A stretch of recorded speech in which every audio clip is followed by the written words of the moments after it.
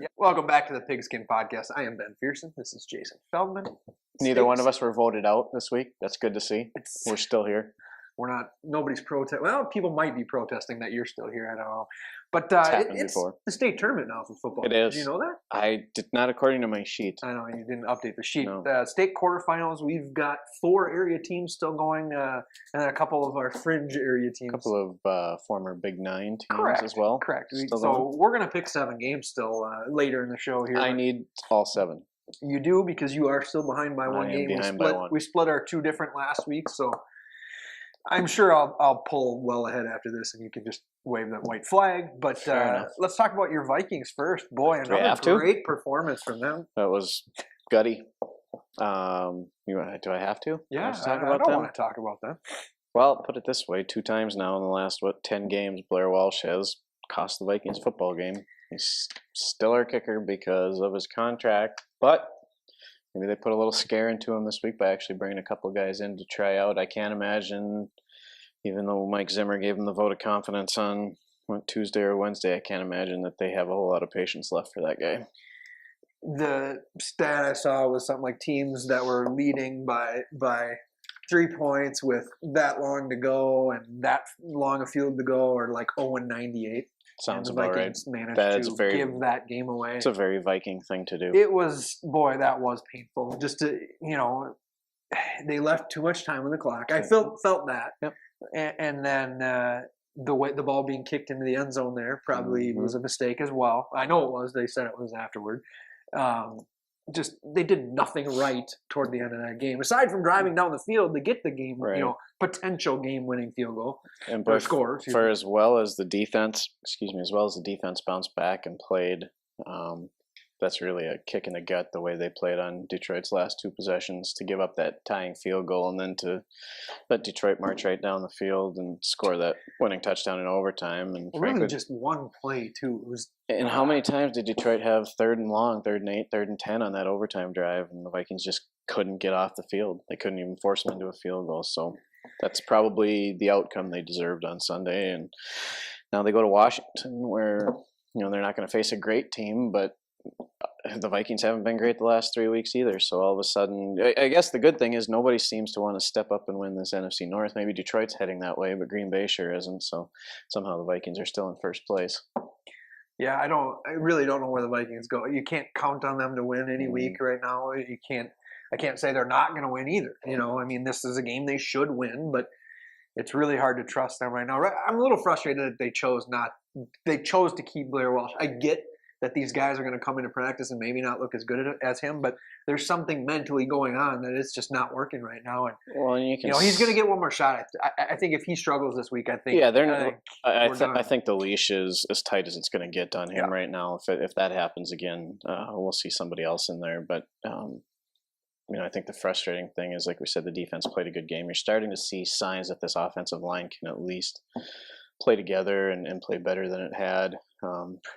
Bradford was still feeling some phantom pressure that wasn't necessarily there, but they corrected a few things. But it seems like every week there's more issues that crop up. So we'll see what happens against Washington. Just cross your fingers and hope for the best at this point. Yeah, and then the Gophers, another horrible performance, but they get another win. Is a good win. Yeah, right.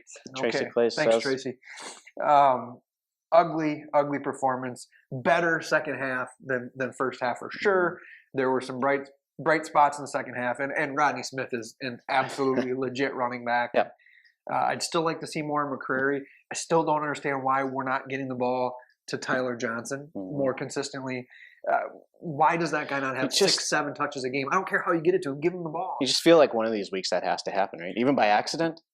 I guess the guy has to be on the field and targeted in order for that to happen. But and they took some shots downfield last week and they worked. I don't know why they don't do it more often. I get that you don't trust Mitch, but you got some receivers who are going up there and getting the football, and I would think Tyler Johnson could be that guy too. But still, everybody tells me he can't catch, and every time I see him making big plays downfield. So we're looking at 3 weeks here now coming up where these aren't necessarily games that we expect the Gophers to go out and win. Do we see more of that? Are they going to open it up, take a few more risks because of that? They have to. I don't know that there's any choice. There's a chance they beat Nebraska if Armstrong doesn't play. Maybe. Not going to count on it. They maybe should beat Northwestern. Can't count on that. I don't trust them to beat Northwestern. I don't think they're beating Wisconsin just because I think Wisconsin will be better coached than them. Let's just say that, And to hear Tracy Clay say he'd like an extension at the end of the year, well, wants more contract. Are you kidding? He's clearly not watching himself coach because I don't get it either. I guess it's good to go out and lobby for yourself, but man, if you're getting other offers, Tracy, go for it. That's what I would say. But we won't spend too much time. Yeah, like I said, I'm not going to write them off down in Nebraska. I think they can win that, especially if Armstrong's out. I think they can win that game. They're a lot like the Vikings. I mean, you send them out any week. O-line. We talk about. Yeah, if they play the game they're capable of playing, they can win. Yep, definitely. So Feldy, we're going to move on to the high school stuff. Start with your player of the week. Who do you got for last week? Some huge section final games. Yeah, again, I know we say this every week, but we could have picked 5, 6, 7 different guys here. I'm going to go down to Caledonia, though, and go to the defensive side of the ball because we don't do that very often. Zeke Ott, the senior defensive end from the Warriors, I didn't get a chance to watch the game, but I would have to imagine that he was probably double-teamed, triple-teamed a lot of the night. Still ended up with 4 sacks as Caledonia beat ZM 27-7. The guy is a beast. I saw him play once this year, and I know from talking to the other guys in our department who have seen him play, he's a tough guy to stop. And the first time I watched them play against ZM in the regular season, they were doing what I said, double teaming him, triple teaming him, and he was figuring out a way to beat it. So as long as he stays healthy, he's going to be a player to watch throughout the state playoffs. And talking to Carl Fichte about him a little bit this week, he said, Zeke is just the greatest example for their young kids that you could ever have because he blows out his knee and it could have been over, and Coach Fichte said, get to my house every morning before school and we'll work you out and get you back to where you need to be. And he was there before he said he'd be there a lot of days, he said. So, he's. I still wonder. He's going to North Dakota. Clearly a smart kid too. Obviously made a tremendous college maybe choice. He committed too soon. Maybe he should have waited for a better school to offer him than. Yeah, I'm not a scout, but man, you watch the kid play, and he's the number 4 ranked recruit in Minnesota right now. I know. To think that, and maybe there were other schools offering him or looking strongly at him. I don't know, but we'll take him up in North Dakota. That's for sure. I'm sure. Who's your player of the week, Percy? I'm going to go to the 9-man. This Chris Bain character. You ever heard of him? Sounds vaguely familiar. Strong. Runs the ball? Strong, has a world-class mullet. Runs the ball? Yeah, runs it. All he did was take the first hand off the game and then took that to the house. And, he finishes with 19 carries for 213 yards and 3 tutties. Honestly, every time Spring Grove felt like they got back in the game, Chris Bain did something. It was that way in their regular season matchup too. I remember we were talking about it before we started recording here in that regular season game. I just clearly remember them sending him on a sweep around the right end, and there were 2 or 3 Spring Grove defenders lined up there waiting for him, and he split them like bowling pins. I mean, the kid is fast. He's tough. Chris Bain is what happens when the strongest kid on the football field is the running back. That's who he is, and he's fast too. He has some speed. I mean, it's crazy. I think they're going to get to state, and there's some 9-man teams that are going to be just frightening. Yeah, I'm not sure that that it comes across on video just how strong and how fast he is. That combination of speed and power. I think it's one of those things you got to get out there and play against him. And nobody's going to be able to replicate that in practice either. And he's a wrestler, and honestly, you talk about balance and things like that come from wrestling. That's why I will give Grand Meadow a lot of that. Brent Olson, also a wrestler. They got a lot of very good wrestlers that are leading that team, which I love to see personally. But I do think it translates very well to football. So. Absolutely. Those are the reason that I'm picked them to win the state title again. Yeah, I think that's not going to go out on a limb either with that pick, am I? But they're a pretty well-rounded team. That's as good of a scary thing about it, football team as we'll see around here for sure. Definitely. But we're going to get to our picks. We both got one wrong last week.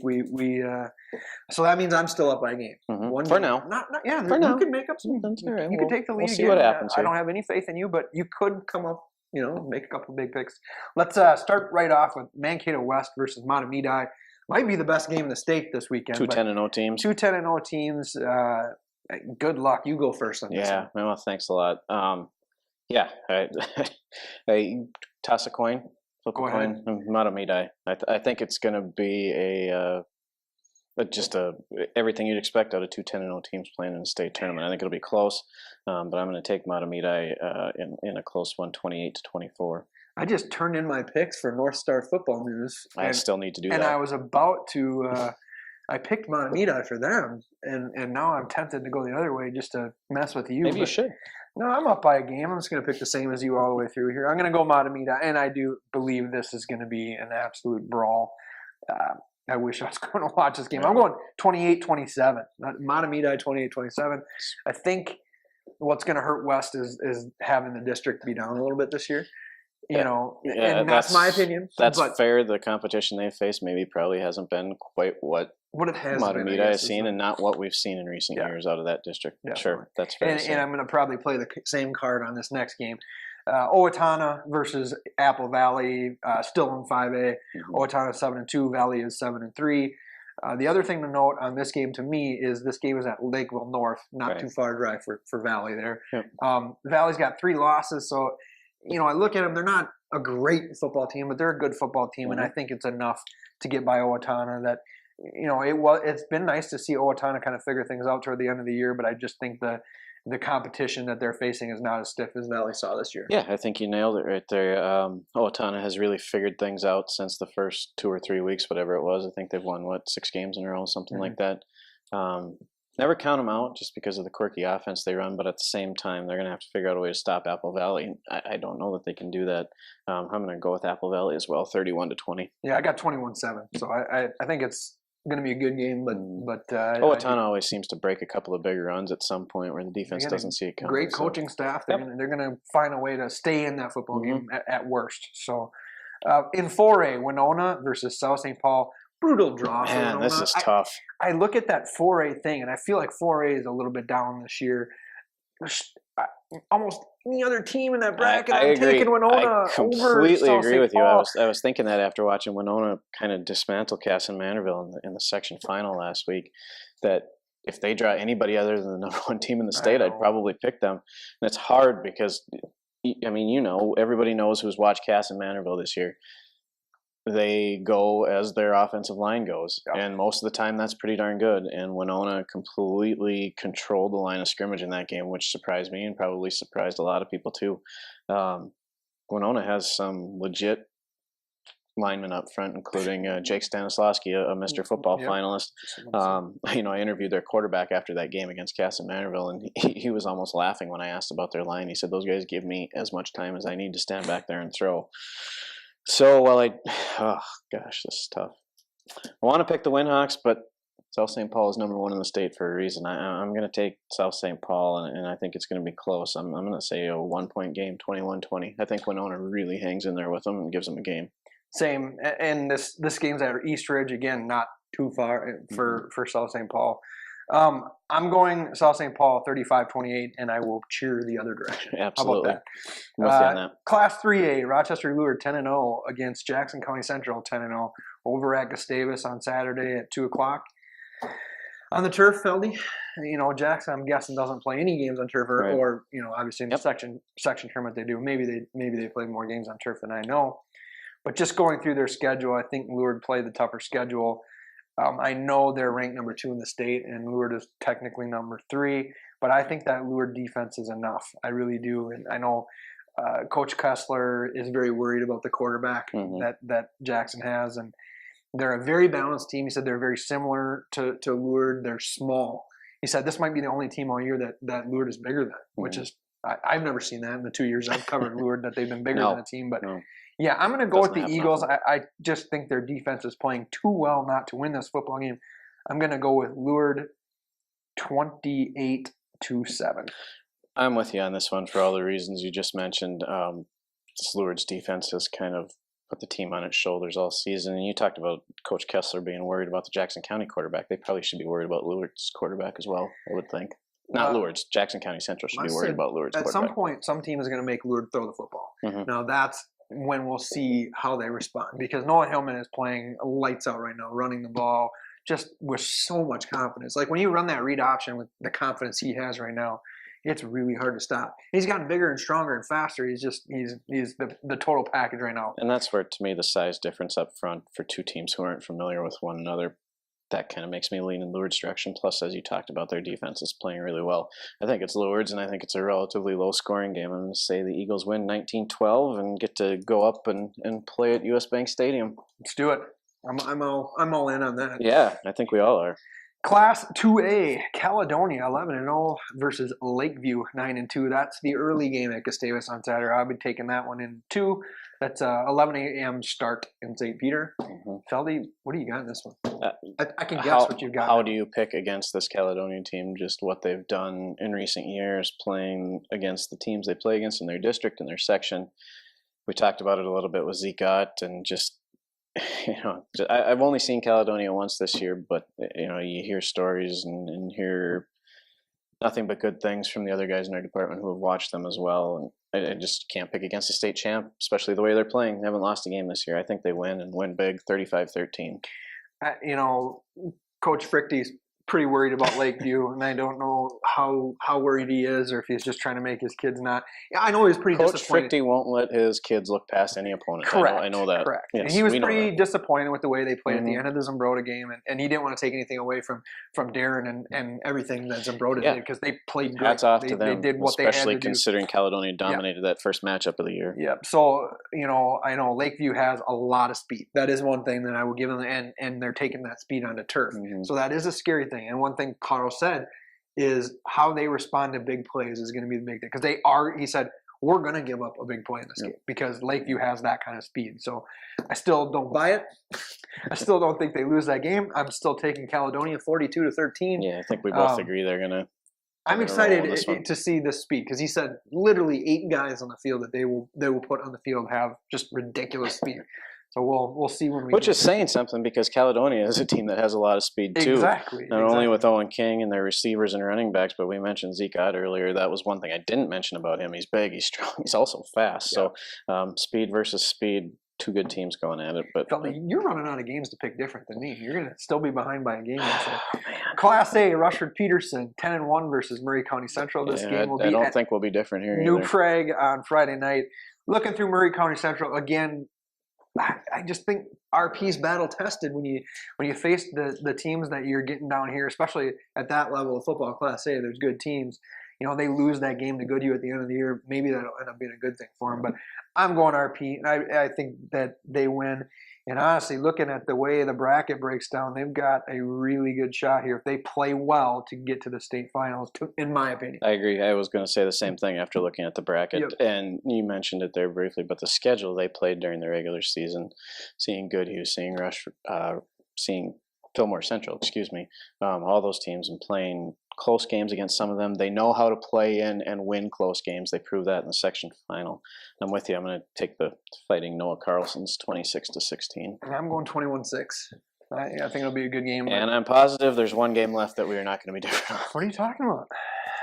We already mentioned 9-man Grand Meadow versus Edgerton Ellsworth. Grand Meadow obviously 11-0. Edgerton Ellsworth 10-1. You're first. You got to pick Edgerton Ellsworth unless you want to still be behind. I don't. I'm not going to pick against Grand Meadow. That would be ridiculous. That would be giving you an extra one. Grand Meadow. I don't know. Do we even have to talk about it? We mentioned everything with Christopher. I gave you an Bann extra one last week when I picked Spring Grove over Grand Meadow. 42-18, and I don't know if Grand Meadow will even give up that many points. Maybe a couple late garbage scores or something. Yeah, I'm going to say 39-11. How does that sound? Fair enough. Yeah. There's your challenge, Grand Meadow. Don't let them into double digits. Coach Sloan won't like that we said that. I think you get a lead and get everybody out that you can. Probably. And make sure you're moving on and nobody's hurt because you're trying to win a state title, not just the quarterfinals. So. And they will. That's it, Feldy. That's it for the state quarterfinals edition. We'll unless all our teams lose, maybe we should just keep doing this until we'll keep doing it until all the teams lose. Until we don't have any teams left. And the bad news for us is that we've got a lot of teams I think that are going to be playing for state titles in a couple of weeks. That's good news. It is. It means we get to go up and sit at US Bank Stadium and watch football. This weekend, Friday and Saturday, you get can out go to some watch games. There's games here in town. There's games. Good games. More than one game in town. There's 2 at RCTC, I think. Well, I know that the 9-man game is there for sure, but I get to watch 2 games over in my hometown. Okay, maybe 1. Yeah, get out and watch it. I'm going to. Mm-hmm. I have to. I get paid to. So. But thanks for watching, and we will definitely come back next week and hopefully have a bunch of teams still playing football.